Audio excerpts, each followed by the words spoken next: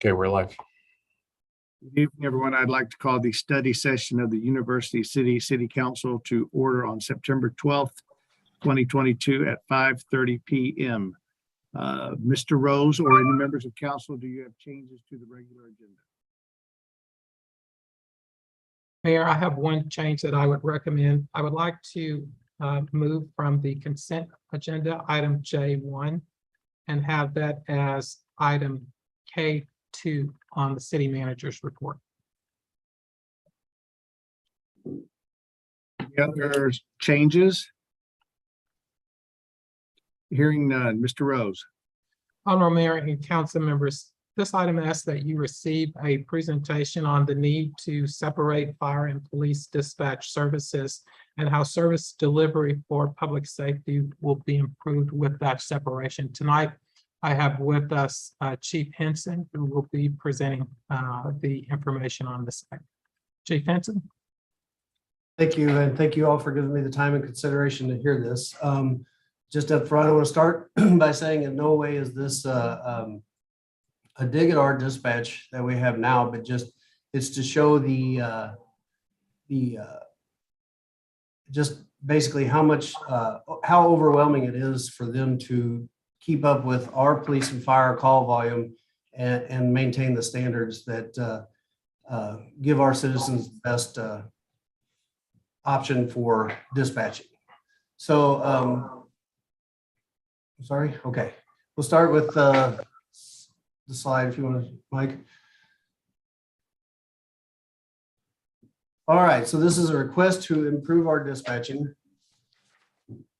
Next one.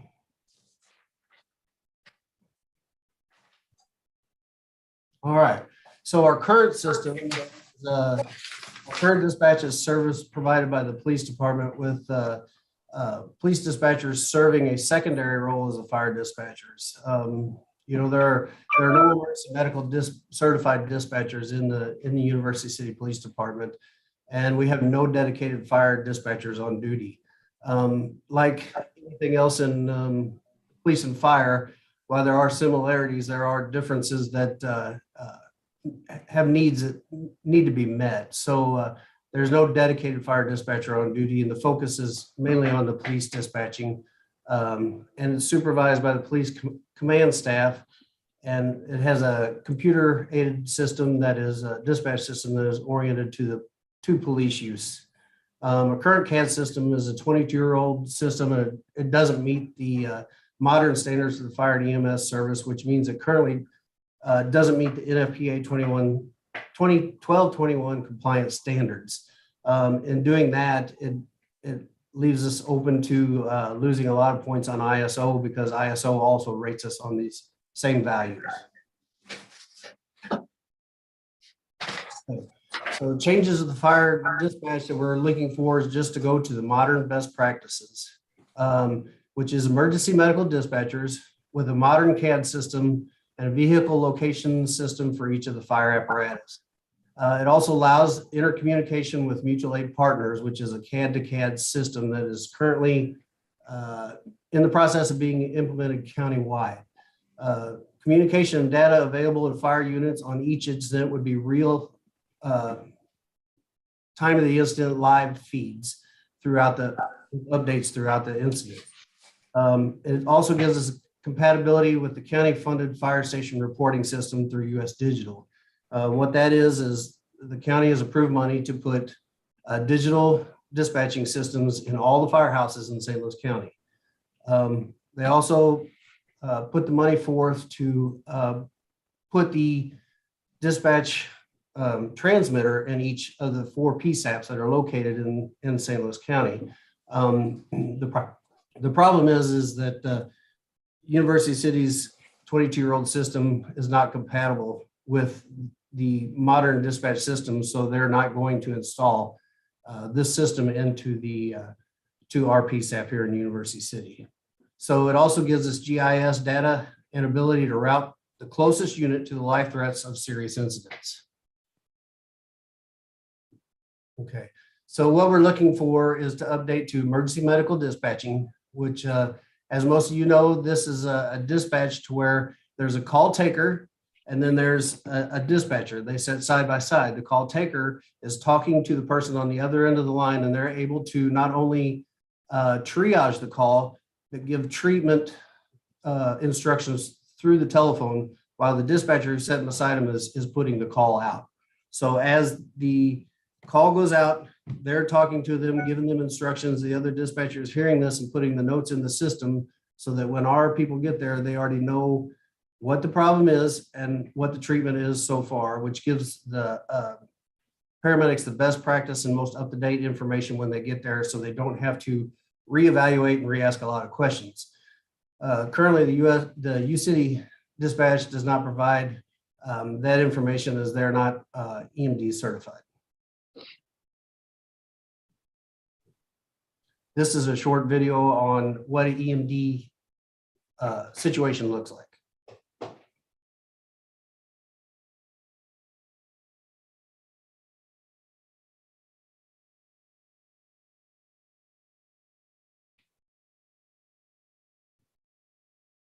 Is there sound with this? There should be. I can't hear. Perhaps my colleagues can. I can't. No, Mike?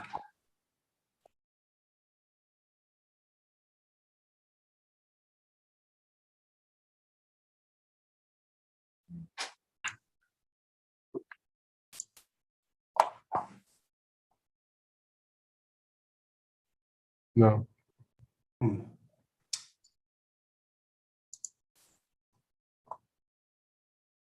Don't know if we'll get the audio to go. That's all right. So anyway, as you can see, she's sitting there. She's a call taker. She takes the call and she talks to the patient. On her right-hand side there, you see the multicolored screen. That screen is the emergency medical dispatching. So as the person who's calling, say they're having chest pains or they're having difficulty breathing, she starts clicking on the buttons that relate to that. And it gives her the questions to ask along with the treatment until the fire EMS units arrive. Whether it be giving the person aspirin or how to do CPR or how to clear an airway. Even in a water leak situation, can tell them what to look for to shut it down. Gas leak, how to shut that down. It's a triage of information to help them help themselves before we get there. And while she's doing all this, there's another dispatcher sitting just off to the right of her that's putting in all the information that's going to the fire units. Okay, Mike. So emergency medical dispatching, again, none of UCPD's dispatchers are EMD certified. And the biggest reason for that is they got such a high call volume and not enough personnel to be able to send them to attend trainings or gain the certifications. And it's like anything else, you know, on the police side, there's a lot of certifications that they have to keep up with. Now you throw the fire certifications on top of it. There's just not enough time of the day or personnel to be able to get them to these functions and get them trained. So our current systems function is geared toward the police support and dispatchers maintaining their required police certifications. If anyone has any questions as I'm going through these, feel free to ask. So in emergency medical dispatching, the dispatchers at Central County, they have required since 1991 that they all be certified, which meets the NFPA 1221 compliance. And the initial training and certification that they have to complete before they're even set down at one of the tables to take a call. Central County provides their dispatchers with a continuing education program that recertifies them every 2 years with 24 hours of continuing education. They have monthly hands-on training, and they are all American Heart Association healthcare CPR providers, which is the same level that the fire EMS and emergency room personnel have to take every year. So EMD specific software is what I was telling you about, is used to assist the dispatchers in rapidly assessing, basically triaging, and teaching the person on the line how to deal with the situation at hand until we get there, instead of just hanging up the phone and then waiting on the fire department to get there.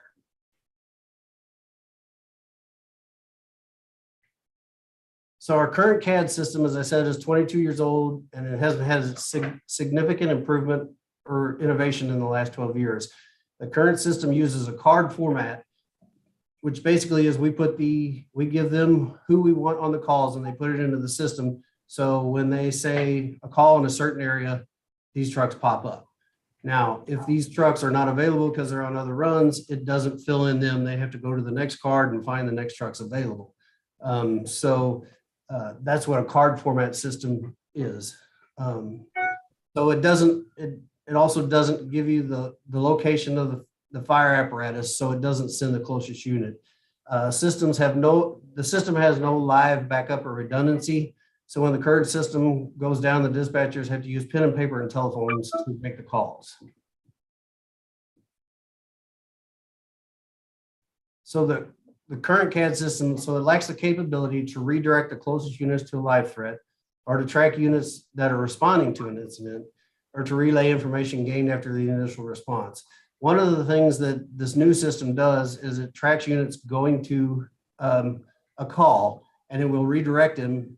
The computer is designed to say, hey, this is a more serious call, and they're closer, redirect that unit to that call, and then kick out another unit for another call. It also has the ability to, with the GIS locator, if we're on the scene of something and we need to evacuate an area, we can say, or we can do it ourselves on a mobile device, that we can say, if we're going to evacuate a 1/2 mile radius of this building, when we put that into the geo system, it marks that area, and every portable and every radio in vehicles will alert if you're inside that area. So once you get that area evacuated, anyone that gets into the evacuated area, it'll alarm their radios. So it gives you a geo fence to provide extra safety and to know exactly how far you need to go out to evacuate people. So we don't have the data terminals to do that, or the capability on the fire department side. We can't show the on-scene commanders units that are responding to the emergencies. One of the things we can do with this is, if we have a house fire and the incident commander gets there and he says, the second unit in, first unit in, pull the pre-connect, second unit in, the last supply line. Well, the way it is now, no one really knows who the second unit is until they get on the scene. Sometimes it's a mutual aid unit. So they come on into the scene not knowing they're the second truck. So then we have to rely on the third unit to lay a supply line. With this GIS system, when the commander says second unit in, lay a supply line, it will be on the screen in front of them. They'll know they're going to be the second truck there. It'll show their times, and it'll show them that they're the second truck there. If, for instance, they're coming in and they say, okay, we're going to be laying the supply line, and they see that they're 1,000 feet away from a hydrant. At that point, they're going to need a truck on the hydrant to pump to them to get enough water. They can say, Chief, we're going to lay the supply line. This truck coming in, we're going to lay the supply line. However, we're going to need a truck at the hydrant. So that gives the incident commander the ability to say, third truck in, hit the hydrant for this crew and pump to them, which now it's all done with as the crews show up. Okay, you were second in, he missed the hydrant. Okay, the next truck in, hit the hydrant, and then them lay out to it and say, okay, we need a truck on that. So it can save precious minutes, being able to know that coming in, this is the order I'm in, and this is what I need to do before you even get there. Okay, so they use the TriTech Enterprise Computer-Aided Dispatch System, which has that GIS capability that I was talking about. It not only knows where the trucks are, but where the people are that are wearing the radios on their side. So again, it helps in an evacuation or a search process. The capability enables dispatchers to direct the closest unit to the live threats and significant calls based on the current location of the apparatus. The mobile data terminals in each apparatus are linked to the CAD, and they receive live updates all the time. So if anything changes at any time, it pops up on the screen in front of you and even beeps to let you know, hey, there's an update that you need to know about. It also has the mapping capabilities. Like I said, it'll show the hydrants, their locations, how close they are to where you're at. It'll, like I said, show the truck positions. It'll help you adjust the situations, because it'll also show any streets that are closed or hydrants are out of service, as long as they're reported, which we do report them to dispatch, or dispatch reports them to us. It has a live redundant backup system that seamlessly fills in the primary system fails. So no matter what happens, if this system fails, that building goes down that this is in, it automatically kicks to a backup system. that you will never know was changed out to another system. I guess that's it for this slide. So vehicle location for each apparatus, the proposal includes they will install mobile data terminals and wireless routers in each of the fire department vehicles. Sierra wireless routers that transmit current GPS coordinates of all apparatus live back to Central County and to the handheld devices and the mobile units themselves. So again, it's a TriTech CAD, which has the capability to communicate to other CAD systems. The one thing, if you look down this list here, it shows some use Motorola Premier, some use the TriTech system. Well, until recently, none of them were able to communicate amongst each other. So when a truck from out of town was coming in, whether it be St. Louis City, another truck from the county, they weren't able to see what we were doing, and they had to switch to our channels to communicate to us. This system automatically puts you on the correct channels. They see every truck you got coming in, you see which trucks are coming in, which is often an issue too, to know how many trucks you have coming in and where they're at that time to make the assignments. So St. Louis City is working on the Premier One. East Central Dispatch out of Richmond Heights is also working with Motorola Premier One. And they're transitioning to this system. Kirkwood also, who's the only other PSAP in the county, is transitioned to the TriTech system so that all PSAPs can communicate together. And basically it makes it countywide where you can see any truck in the county and where they may be needed. Not only does it do that, but the computer, instead of the card system where it says, this is the truck you're going to call for the next call, and it's out of town truck, it already knows who's out of service and fills in the next truck available. So instead of the card system looking through it and saying, okay, is this truck available? And they say, no, it's not. Okay, well, let me look through the card. Okay, is this truck available? Yes, it is. Then they send it. The computer already knows, so when they're dispatched, it'll send the right unit that's in service. Also, along with this, when we are dispatched to a fire, our dispatch has to call East Central and Central County and say, are these trucks available? And then have them dispatched to whatever address we're going to.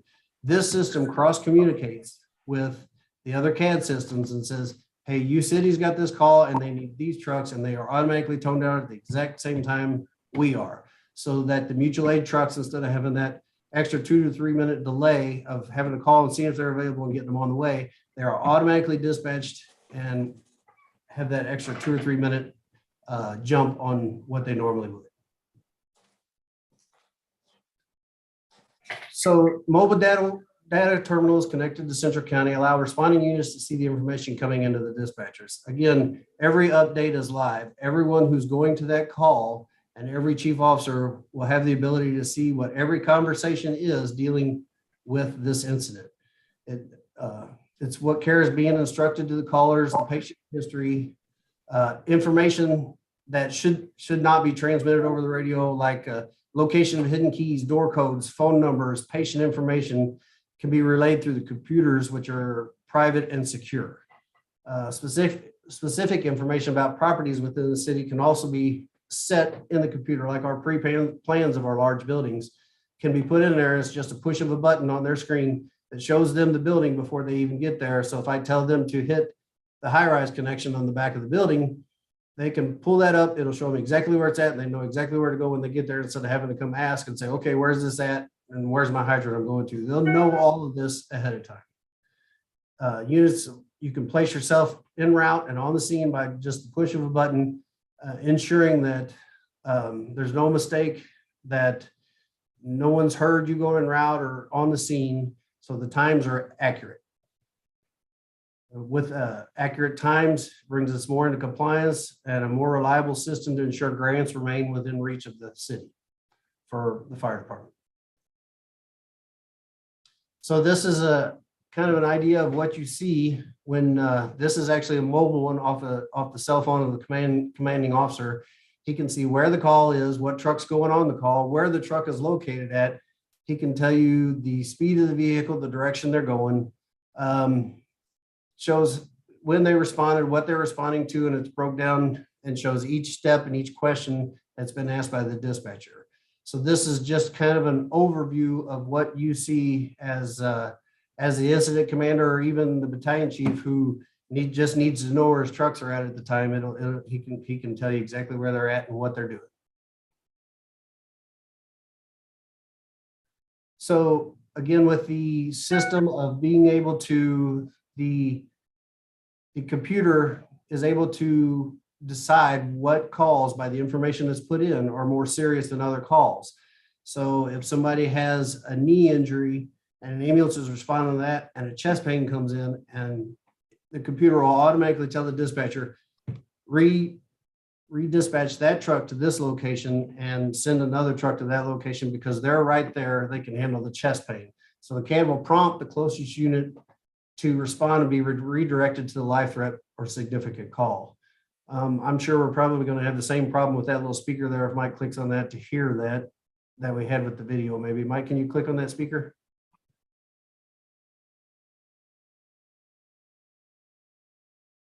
Okay, I guess it's not going to work either. It's trying to play. It's just not coming across. Anyway, that was it was an actual live call that showed how the computer redirected the closest unit and how it was triaged. So the dispatchers are able to locate and have the knowledge of the units, and which also makes the personnel safer and provide the capability to correct human error if a mistake happens. Like one of the big ones we have here is Orchard and Archer are side by side. They sound very familiar. The addresses are the same on both streets, the numbers.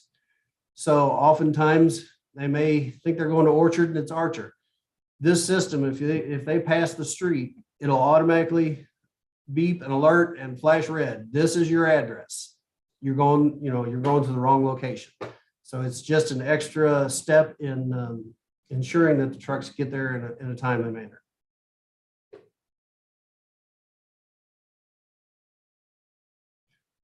So dispatch time for NFPA compliance, which is the time of the call to the dispatch time. NFPA 1221 requires 64 seconds or less. University City Dispatch from July 1st, 2021 to 8/30/2022, average time of dispatch from call to dispatch was 4 minutes and 34 seconds. Again, this has nothing to do with how good of a job they do. It has strictly to do with the sheer call volume they take at the time. Okay, Central County has an average of less than 60 seconds on a fire, and it's immediate on a medical threat. As soon as that person says they're having chest pain and that address pops up, the dispatcher sitting beside that person kicks the call out as that person's taking the information. So how this is possible is they focus on fire and EMS dispatching only. They have separate call taker from the dispatcher. They're emergency medical dispatchers, and they're just adhering to the modern practices, best practices for fire and EMS. Central County 911 has a minimum of 11 dispatchers / call takers on duty with an average call volume of 143,000 a year.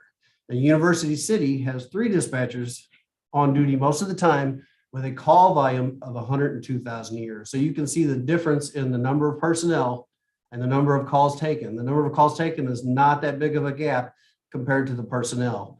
And so that's one of the reasons that the calls go out so much faster as far as personnel go. So again, on the dedication side, Central County 911 has a personnel that are dedicated to strictly their job.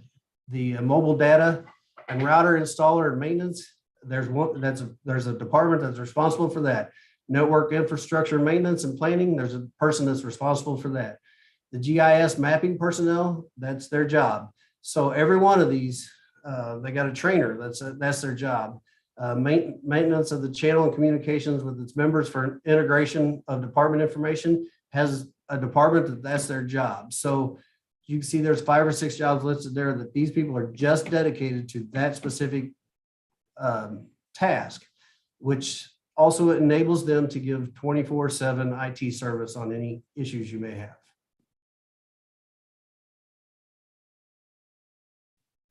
So closing comments, focus past versus today. We got a police-oriented focus. We're looking for a fire-oriented focus. We're just looking to hit the best practices in 2022 with EMD certified dispatchers, establish technology that focuses the limited resources where they're needed in the most efficient method possible, connecting us with our mutual aid partners to increase the response times of us going to them and them coming to us, putting information into the hands of personnel, enabling them to provide the best possible service and providing the most effective and efficient service to our citizens and visitors. All right, any questions? I'm certain there will be plenty of questions. If we can go back, Mike, and maybe not share the screen for my benefit, then that helps me just a little bit. Thank you. And if someone needs the chief to refer back, I'm assuming Mike can probably help us out. Who would like to go first with questions for the chief? Mr. Clay. I think Cusick might have been first, actually, so I'll defer to him. That's okay. Go ahead, Mr. Clay. Okay, thank you. Chief Henson, thank you so much for the presentation. Two questions. I didn't see this in the presentation, so forgive me if I missed it. The cost associated with this proposed joining, I guess, of Central County. Okay, the cost is $300,000 a year. It's a 5-year contract with a 0.5% increase over the 5-year period. So I think the final cost is like $307,000 a year. You have to forgive me, that was in some of the paperwork that got flooded, the exact answers to that question. But yes, it's $300,000. Understood. And what would be the impact on the police dispatching should this move be made? And Chief, I'm not necessarily expecting you to answer that, but I don't know if the city manager. Well, I'm sorry, go ahead. I was just going to say, it could only be positive because it reduces the number of calls that police would end up having to respond directly to. And so you'd have an additional, one of the variables, I guess, that I considered is, well, we're going to spend $300,000. Why not just add additional dispatchers for $300,000? But the reality is that we get more dispatchers by contracting out, and we reduce the burden that we have on our police dispatchers. So I believe I'm accurate, and so I'll turn it over to Chief Henson as well. Well, one of the things you can look at too is when we have a fire, that's 2 to 3 hours where they have to pull a police dispatcher dedicated to listening to our radio traffic and make sure nothing's missed. Often that doesn't happen because if it's an incident like the flooding the other day, there's no way to pull a dispatcher to just listen to the radio traffic on the fire side of things. They're taking an inordinate amount of phone calls that they're just unable to keep up with, on top of trying to answer my calls to maybe find where my people are at, because when you're in a situation like that, the radios don't always carry like they're supposed to in a storm. So dispatch has the higher, their towers are a little stronger. So a lot of times calling them to find where my people are and getting them to the right place has to happen. And there was just it's almost an impossibility with the way it is now for them to keep up with that type of situation. But again, like I said, just even a simple house fire that takes 2 to 3 hours, you tie up one of the dispatchers that can't take any other calls. Chief, could you add on to that answer and explain how the contracted dispatchers would integrate with our police dispatchers, because we dispatch a police vehicle for all fire calls as well? Sure. When someone calls 911, it will still go to our police dispatch. They'll pick up the phone. What's your emergency? If the person's looking for a police officer, they handle the call. If the person says, I need the fire department, or I'm having problems breathing, they push a button that's in dispatch. It automatically connects them to Central County. Central County picks up and says, police or fire and EMS, what's your emergency? And so at that point, our dispatchers in University City just listen in to see where to send the police officer, while all the call taking and dispatching and truck involvement is handled by Central County. So this would not result in any diminishment of our current police dispatch. It would just allow them to solely focus on police dispatch. Correct. Which I mean, Chief Ham can tell you they're stretched with what they have now, trying to be able to complete the work that they have to do over there. So it's like I said, we're doing with 3 dispatchers what 11 dispatchers are doing somewhere else, and even at East Central, there's no less than 5 dispatchers, and the 7 departments that they currently dispatch for, they dispatch police and fire, but they have divided to where they have police dispatchers and fire dispatchers. But altogether, them 7 departments don't run the call volume that our police and fire do here in University City. Okay. I had one more question, Mayor. When you look at the call volume, again, forgive me if this was in the presentation, versus police versus fire, what tends to be the breakdown? It was some 102.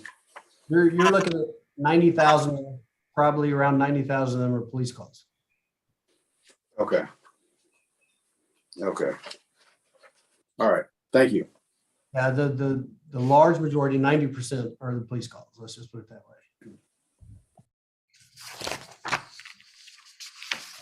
There are 4, like I said, 4 PSAPs in the county, public safety answering points: U City, Kirkwood, Central County, and East Central. East Central handles 7 departments: Clayton, Richmond Heights, Brentwood, Maplewood, Olivet, Rock Hill, and Webster Groves.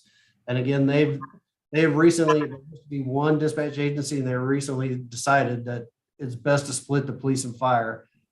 They were seeing a degradation in the training because of having to try to do both when they can specialize and have a better outcome dividing them up.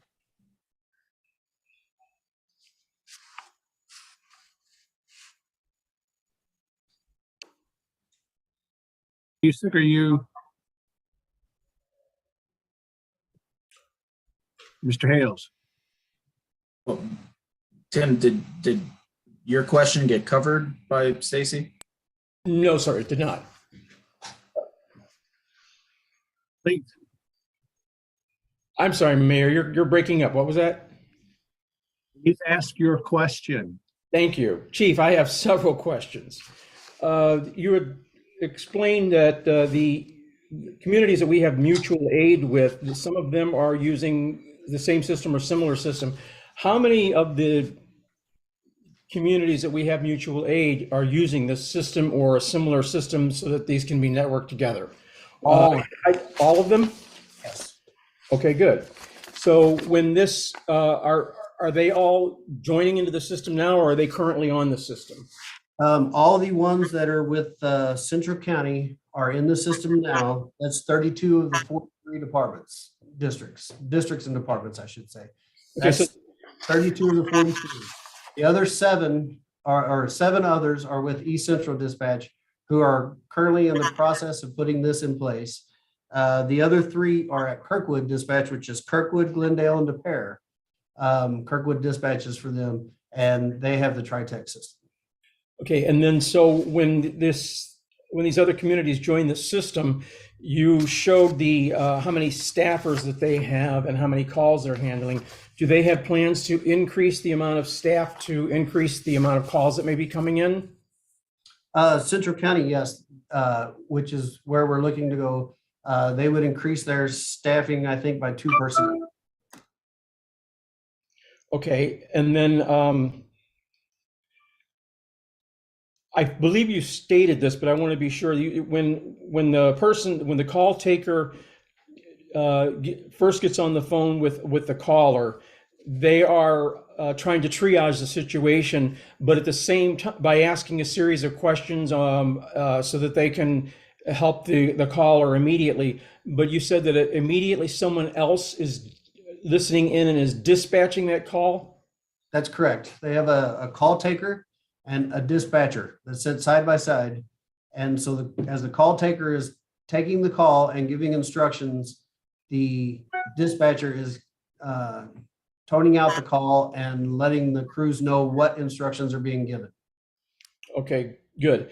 And then you used a lot of letters from the alphabet in here. One of the things that you said was that the call takers are NFPA 1221 compliant. I have no idea what that means. Give us a half-minute explanation of what that means, please. Okay, 1221 compliant. I'm not sure I can give you a half minute. It's a book about this thick alone. It's about 1.5 inches thick, and it's all on dispatch and what is required to be a fire and EMS and EMD dispatcher. It deals with time and training and the equipment used. Chief, is it the National Fire Standards? Yes, it's the National Fire Protection Association standard. And 1221, like I said, it's about 1 inch or 1.5 inches thick, and it's like reading a puzzle. And Honorable Mayor, Councilmember Kusick, just to give you some background on that, the National Fire standards cover a great deal more than just dispatching. It covers as well the number of staffing per pieces of equipment. So, but the section that he is quoting is the section that deals specifically with dispatching, I believe. Good. Thank you very much. Yes, sir. Any more questions? I think not. Mr. Hales. Thank you. Thanks, Tim. You answered my question about anticipated call volume. Couple of terms that were mentioned, Chief. When you refer to trucks in your presentation and in your comments, you're referring to both fire trucks and ambulances. Is that correct? Yes, any emergency response vehicle. Thank you. And then I think you used the term toning out or related to dispatch. Could you explain what that means? Well, toning out a truck, when they're in quarters here, there's an alert system that goes off with a tone that lets you know which engine house it is. And then they tell you what apparatus is going out and what. And that's what you said, like the dispatch would be able to push a button, send all of that information instantaneously. Correct. Thank Correct. And they also install into the firehouses. They look like TV screens. They're big computer screens on the walls upstairs and downstairs. Before they even hit the tones, as soon as they start typing for a call in University City, it'll come up on this screen saying you're getting ready to go to this address. And then as they type it in, for a chest pain, for a 60-year-old male or whatever that has a history of heart problems, that'll be coming across the screen even before the tones drop. Thank you. Has U-City Dispatch, and I appreciate and certainly agree, I think there is no criticism of our U-City dispatchers. Has U-City Dispatch have we ever had dispatchers that were, or a policy rather, that they be EMD certified? I do not believe so. We bought the program at one time, probably 15 years ago. And we were never able to use it due to, just like I said, the lack of the ability for the dispatchers to be able to go to class and learn the system. Okay, thank you. And then this is probably not a question that could be quantified and answered now. When you're talking about, I think it was 11 dispatchers at Central County with 143,000 calls, and U-City with 102,000 calls, 90% of which was police. I guess my question is, what would the cost be we know it's roughly $300,000 a year to go this route. We also know that we've got 3 dispatchers to 11. What would the cost be if, and the amount of people we would have to hire to equal going to central dispatch? The programming alone, the TriTech programming alone was, depending on what level you wanted, it's broken down into different levels of whether they keep all your data or whether you keep all your data on site. And what you want as far as capabilities go, it was anywhere between $400,000 to $750,000 just for the program. And then you have the annual cost of the program, which was 80 to 130, depending on how in-depth the program went. And that did not include the police program needed for their report writing. Okay, thank you. And I have 2 more questions. I've been watching the clock here. You mentioned about the CAD under a new system would show you specific hydrant locations. We don't currently have that other than our fire department staff knowledge. Correct. It's on the maps. So when a call comes in for an address, possible house fire, the driver will walk over the map and see where the nearest couple hydrants are before he gets in the truck to go on the call. We don't have any of the electronic software. It's kind of, with the current system we have, we could piecemeal all this together, but it's all second party vendors. So you have to open one program. To open one program, you have to close out the other program. And right now we don't have the capability of even putting our pre-plans into anything that we can see other than downloading them to all the computers that we carry on the trucks. Okay, and then you mentioned the very beginning, you mentioned ISO ratings, and can you, and I do have one last question after that. Can you explain, like, to residents what that means, like what an ISO rating means to residents, please? Right. It affects the residents, but it greatly affects businesses and their ISO rating. It's an insurance service organization, and they come in and rate your department on the trucks, the manpower, the training, your dispatch center, your backup systems,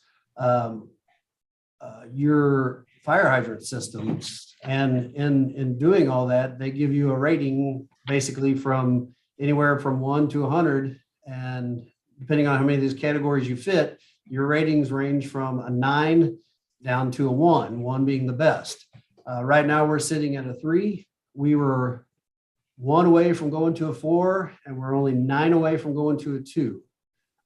Our communications, I think last time got us a 3.79. This would be a 10 out of 10. So we would not be far away from getting our 2 rating, making our rating even better. My last question, I promise. And Councilmember Hales, the direct impact to residents is the cost. It affects their insurance, the amount that they pay. So that's why the ISO rating is extremely important to maintain it at an acceptable level. Thank you, Mr. Rose. My last question is related to the most recent unbelievable flooding that we experienced and the call volume that the city experienced. I believe I heard that the firehouses were getting calls directly from people because of it, the system was overwhelmed. How would this help? And let's just say U City's numbers are, the call volume is so big that they can't take them. Would they be routed somewhere else? And the volume of calls that we had for rescues, fire-related, flooding-related, that the fire department responded to, would this have improved the responses? Yes, because one of the things this computer program does is as they answer these calls and ask these questions, it will again triage them and decide what needs immediate attention and what can wait a little while. and it basically triages them. But the calls are logged to where when you're done with a call and you say, I'm in service, it says, okay, respond to this. Okay, respond to this. There's no drop calls. There's no hold. The calls are taken at that point, in a situation like that, call takers and dispatchers would all be call takers and dispatching. So, and not to mention all supervisors would be on the floor, all IT personnel, they're all trained to be dispatchers. They all started as dispatchers. So, they have, the room's about as big as our house one with computers and dispatch equipment that they can activate at any time. And they have emergency call list to get more dispatchers in. Thank you. And thank you to all of my colleagues for indulging me. I'm finished. There are other questions from members of council? Honorable Mayor, I also brought in Chief Hampton to respond to Councilmember Clay's question about the impact on the police department. Chief Hampton. Good evening, Mr. Rose, Honorable Mayor, members of the council. Real quick, the impact for the police department is the fact that we will still have to receive all the 911 calls and making sure that that is correctly transported over to the dispatching center. So that is not a alleviation of duties when it comes to specifically manning those calls. So in general, the EMD training is a what do you call a dessert for the police dispatching labels of that. We do currently have 3 EMD dispatching, but the fact of the attrition level as to keeping dispatchers in place, just like the manpower shortages in law enforcement, it makes it very tricky to go to that extreme of a dispatching center when someone's not making a career out of the field. So that is something that I did want to bring up in that aspect. And if there's any other question that I did miss, then I will feel free to respond to that. Captain, I'm sorry, Chief Hampton, one of the questions that Councilmember Clay had was the impact on police operations, dispatching specifically, and wanting to ensure that those dispatching efforts were not going to be diminished in any way by the addition of this contract. And as I understand that that is accurate, but I wanted you to share kind of your insights into how that would impact dispatching with not having to go through the extensive amount of training that's really required for fire, as well as the complexity of dispatching both police and fire calls.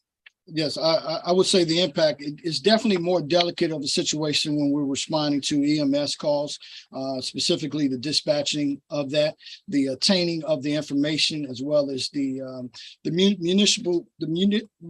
muni aid when it comes involved with those other departments and other jurisdictions. That's not something that we see on a police level basis that we have to deal with.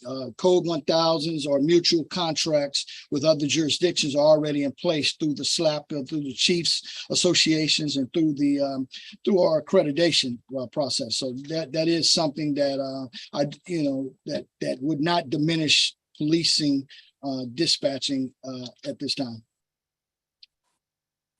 I could jump in. I have a couple of questions. And I'm not sure whether Chief Hinson, Gregory, or whomever, but is the rate that we are paying then for this system the same as the other members? Or since we're coming in later, is this a different rate?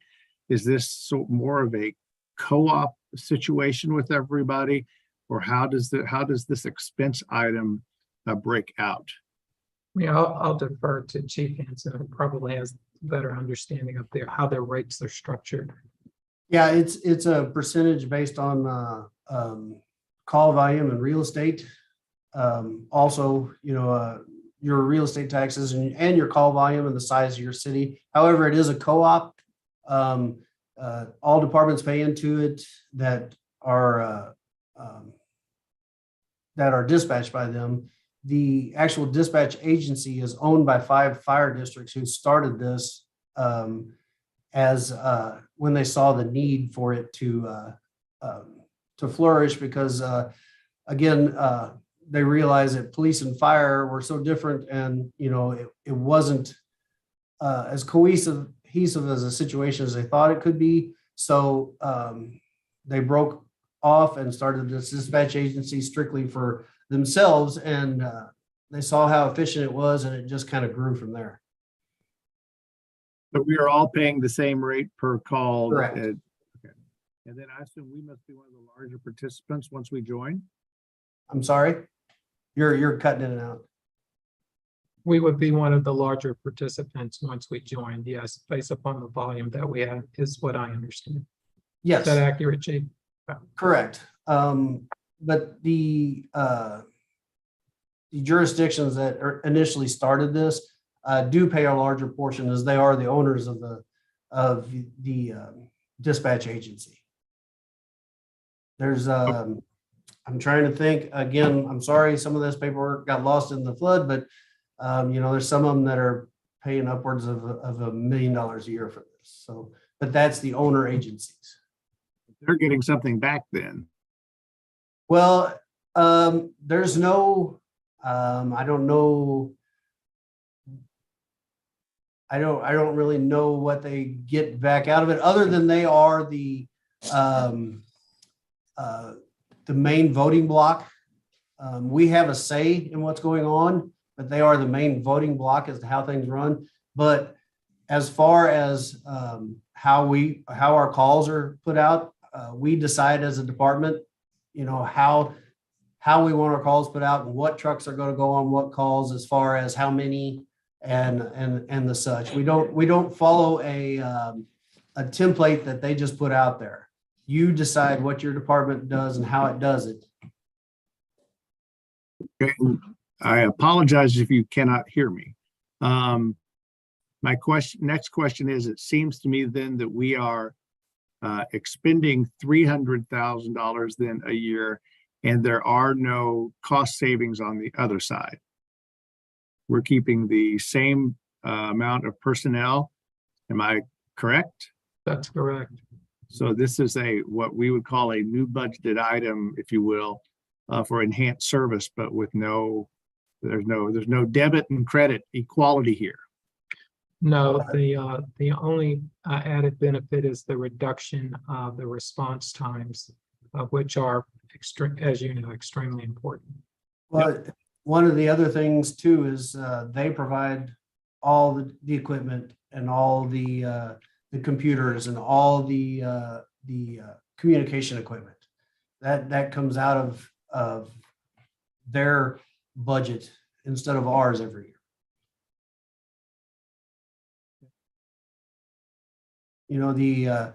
The communications lines themselves run about $400 to $700 a month. They pay that bill. The computers that are on the trucks, they purchase them. That comes out of the money that you pay them. If they break, they take care of them. So the maintenance and IT side of it, they take care of all that, including some of the software we use currently that we pay an annual fee for, they take care of. And have we been down this road before? Or is this a brand new, we've not brought in and then brought it back out before? We did it once. I think when Chief Olschrenger was here, we were at North Central for a couple of years. But that was North Central, which is now defunct. And that was mainly because the initial price that we paid, basically when the contract was up, they shot it through the roof. So. Other questions from members of council? Hearing none, thank you to both of our chiefs for joining us tonight. We, as always, appreciate all you do in keeping our community safe, particularly during the last couple of months, because we know it's been rough. So to all of you, thank you very much. And we will adjourn the study session and begin the regular session in 5 minutes.